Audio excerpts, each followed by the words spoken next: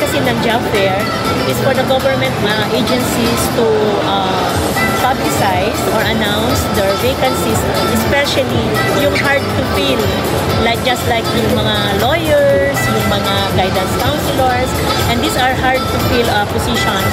So ito yung talagang gusto namin sanang i-address.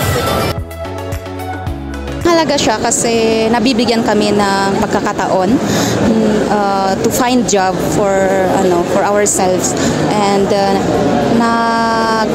nakakahanap din po kami ng mga nagtatanong, parang nasasagot yung mga katanungan namin about sa mga questions about sa mga requirements nila.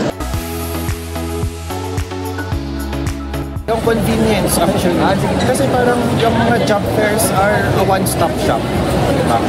It's a one-stop shop, and then it's less hassle na rin for mga bagong job seekers.